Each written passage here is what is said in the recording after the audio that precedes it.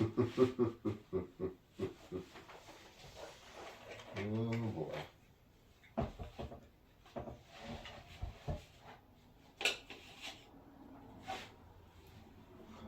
Om, Om, Om Gam Ganapatiye Namaha, Om Gam Ganapatiye Namaha, Om Gam Ganapatiye Namaha, Om Namah Shivaya, Om Brahma Mera Striparan Takare, Anushashi Bamisato, Buddha Shaguru Shah.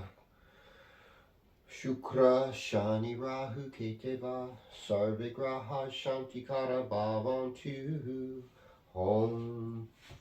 Well, greetings and welcome to Cosmic Kev 100. This is your weekly astro video zine where we take the planets, the houses, and the signs of the zodiac. I also include some Vedic astrology wisdom here with planets known as grahas or grabbers, and the houses known as babas, and the signs of the zodiac known as rishis. So there's a little Sanskrit kind of yoga astrology that I do. And so I want you to subscribe and share this video with a friend. And Gung Hey Fat Choi. This is also about Chinese New Year, so I'm going to share a little bit about that. Now, let's talk about the sidereal zodiac in terms of the Vedas. So what we're going to have on Wednesday, the 29th of January at 4:36 a.m. in the morning is a new moon. So the moon will, boom, conjoin the sun. Now, in Western astrology, that would be in Aquarius, okay? It's always the second new moon after winter solstice is the Chinese New Year. And this year it's going to be the year of the wood snake. And it's also wood fire, they said, too, because somehow the wood starts fire. So we got to be really careful with fire this year, folks. Also, it says that travel is more auspicious this year towards the east rather than going west. So if you're an East Coast person trying to come to California or Oregon or Washington this year, or Alaska or Hawaii, I would say no, don't do it. You know, if you're a West Coast person thinking of going to Hawaii this year, this is not the year for it. You know, because travel east is considered really auspicious during the year of the wood snake. So, what I've noticed personally about snakes is snakes are really intelligent people. They're very resourceful and they're kind of introspective too. They crawl in their hole. Now, in Chinese, consider the snake to bring about some good fortunes, one of the more fortunate signs. I think they're considered attractive or sexy. They can be, at least. They enjoy social time and alone time. And they have really good idea about business and how to work with money. And when I pulled up the Vedic chart, I was like, this looks like a year people are going to make money, because I saw Venus and the sun, and or rather the moon, Venus, and the moon, Mercury, and sun were all in the second house. And Mercury rules money to a large extent, and the second house is money. And the moon and the sun are the king and queen of the zodiac, and they they act like divine parents. So a lot of issues with family, like what I saw is that families getting together, and healing family relationships is probably one of the strongest things you can do. The houses of your social life look really strong this year. Mars is in the 7th house, it's retrograde, and it's super strong. So it's like making peace with all our relationships. I mean, I think that's primate. So when people say, well, what about, the political thing and all these terrible things? It's like, you know what? The only kingdom, nation you can control is the nation of your own heart. So work on having peace in this nation. And you know what? Everything else is going to come together. all that left and right nonsense. It's all owned by, international bankers and huge corporations, and they're dividing and manipulating people every step of the way. There's all kinds of nefarious stuff happening, but there's all sorts of great things happening as we get together, turn our hearts to God and to the light, to the goodness, the love in our hearts. Then we will work together to make a better world. And in spite of the big corporations and government, we will create community, and that is going to be our strength this year. So as I pray, Great Spirit, Grandfather, be with us today. Be with us in a mighty way. Put us on that good red road as we go through this week, and help us in this new year that's coming up to clear away animosity and be open to so much positive progress and so many amazing good things that you want us to do. In spite of all the noise on the outside, that we'll be beacons of light, and we will bring forth flowers and fruit and beautiful things. And may this horoscope bless everyone. Aho, Amen, Tat Sat. And hi to Shant, hi to Paradiso friends, and NM, appreciating you and appreciating everyone who's made comments. I've got so much love for you, and I want this whole thing to work out. So going back to this whole wood snake thing and wood fire, it's like, be very careful with fires, and I really think there are going to be fires. It's been dry here in the northern third of the state. It's been dry in Oregon, even Washington state. So, this is a time when we get most of our rain normally. And of course, Southern California got none of the rain that we got in Oregon and Washington and Northern California in November and December. We were doing really good. And, in some ways we're still doing okay. But really be careful with fire this year. And have a plan. So with that said, let's talk about the weekend. So, oh goodness gracious! So just looking at the sky, we would see the moon in the constellation of Scorpio, but it's in Western astrology. So in Vedic astrology, it's that's where you see it. Astronomically, it's in Jyeshta. It's the older sister, and she's inquiring for us to show leadership, make good works, sacrifice for the good of the whole. Okay, so this is Friday. Also, there's like the moon actually is going from Anuradha to Jyeshta. And so Anuradha is like the lotus, blooming out of the mud. It's like every challenge we can be thankful for, because we're getting rid of some negative karma, and that, God's always watching and always has a better plan. And when we're faithful, we get rewarded. There's just no doubt about it. So we're going to just do the horoscope week by week right now, starting with you, Aries. With the North Node in the first house, you don't have any problem meeting, shady or eccentric people. And some of the people are innovative. Some of the people have a certain kind of fame because of their uniqueness, and they're in your life. Mars is retrograde, and it's just about to leave sidereal Cancer and go into sidereal Gemini. And so, one of the things is a lot of that disability that we feel with Mars and Cancer is going to be alleviated. But it's more like people fighting over words and information. And it's like, oh God, I see this totally.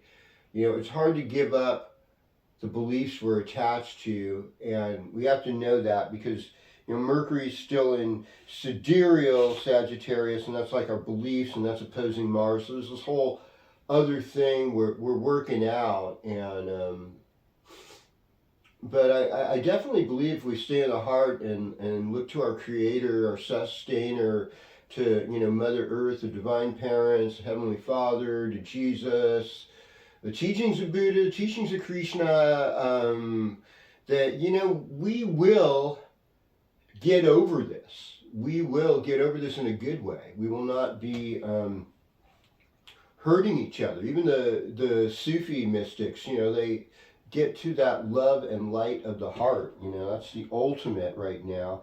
And so, I mean, for you, it's like, I think things are going to get a little better.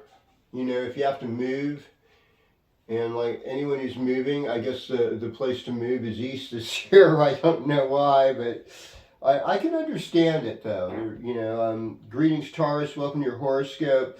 Uranus is in the first house, and that's always kind of like this wonky situation where there's both inspiration and a certain element of instability and surprise. And you really relish stability. And one of the things when looking at the chart of the Chinese New Year and stuff is this is going to be a year of a lot of change. And I mean, I guess you can watch legacy media and stuff and see that, but I don't think it's necessarily going to go the way people are manipulating it towards going. I think there's actually an incredible amount of hope, in spite of Elon Musk and Bill Gates and all the other crazy people out there. It's that, may have a little more money than we're comfortable with.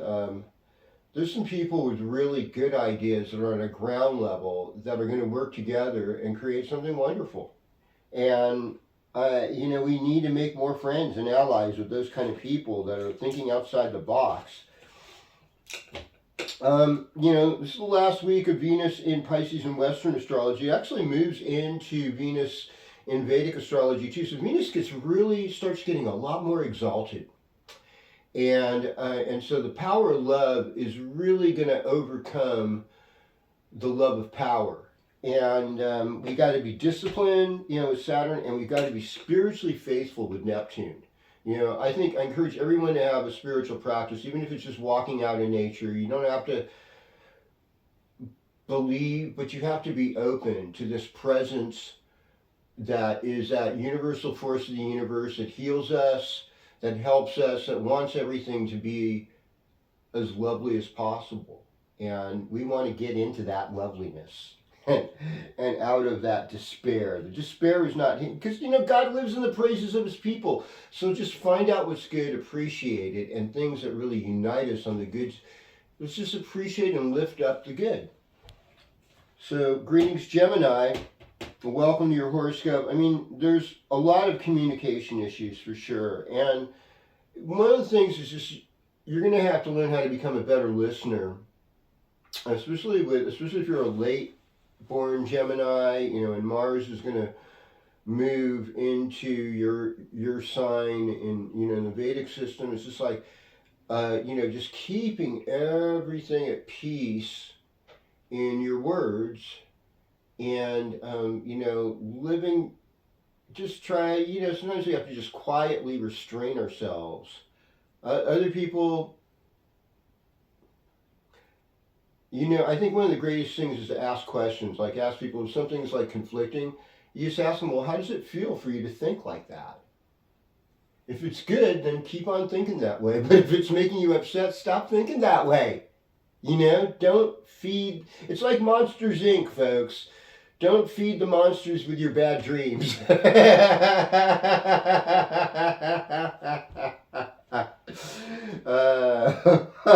don't know. Greetings, Cancer. Welcome to your horoscope. I mean, okay, so like in Western astrology, of course, Mars is still in your first house, so it gives you a certain amount of courage, and courage is important. It's also like being alone, being independent. And what's Mars' real purpose, like on the high level? It's Lord of the Earth. He rules ecology, helping the environment, planting trees, doing things that help nature, getting yourself more energy sufficient, and just that's real wealth, folks. That's where it's really at right now. I mean, there's a lot of activity in your 8th house, and that's not easy. That means that you're not in control of a lot of other people's decisions. And sometimes when things are disappointing, we just have to thank God, like, okay, I'm so grateful right now that it didn't go worse, and hopefully I can learn something, that this is a sign that better things are to come. and so we have to just sort of work with that. And you have a lot of people on your, in your facility that want to help you. I see this Venus Saturn. I mean, some are kind of maybe older and maybe seemingly curmudgeon-y. Some of them seem like maybe they drink or smoke too much herb or something, but they have a real lot of love in their heart. And then other people are just like very passionate, and they're on this mission, a loving heart mission that, or it could be, is it personal or is it universal? It's not all that benefits me benefits you, but we can all benefit each other by being happy for each other's successes. Well, it looks lucky. Okay, Leo, welcome to your horoscope. I mean, this is your partnership sign, Aquarius. So, you are the hot mama or the hot dude, and these are the cold ass people, the Aquarians, they're like, nope, nobody's getting into my mind. I know. And, you can be as hot as you want, but I'm doing my thing. I don't care how weird people think I am, and that's the kind of relationship you get into, and somehow that works for you. Put the sun out here a little bit further now, because, it's interesting that Chinese New Year, the sun's actually this year is at the middle of sidereal Capricorn, and so the beginning of Aquarius. It's like an earlier Chinese New Year this year, and it's I think it's going to affect you the most if you're like a July born Leo, or the first few days of August. That's you'll be feeling like, okay, this is different than what I'm feeling, but I'd welcome some love and good relations in my life, kind of thing. I think that's where it's at, and we're going to go through a lot, folks. This is going to be an interesting year. That's all I can say. Greetings, Virgo. Welcome to your horoscope. Mercury is in a good place. Like, you've got a really good creative mind right now. I really see like your health has gotten better. You're more uplifted.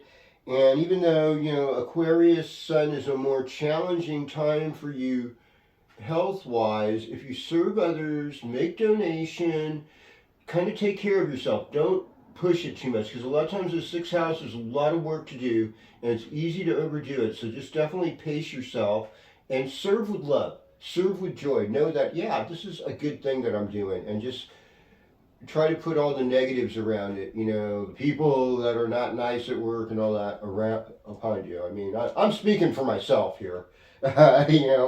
The weekend looks, you're kind of more introspective, but the beginning of the week looks really powerful. And I just think more love, more love, more love. Let's go into the realm of Libra. Greetings, Libra. So good to see you. Relationships for you are really weird with the North Node in your 7th house still.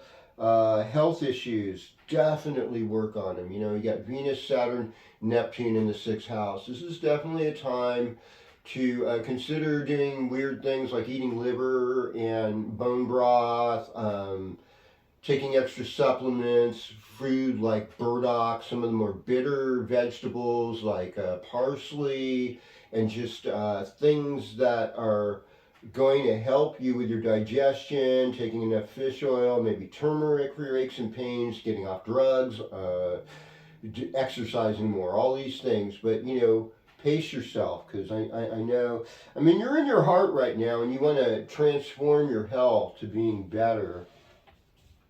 Hello, Scorpio. Welcome to your horoscope.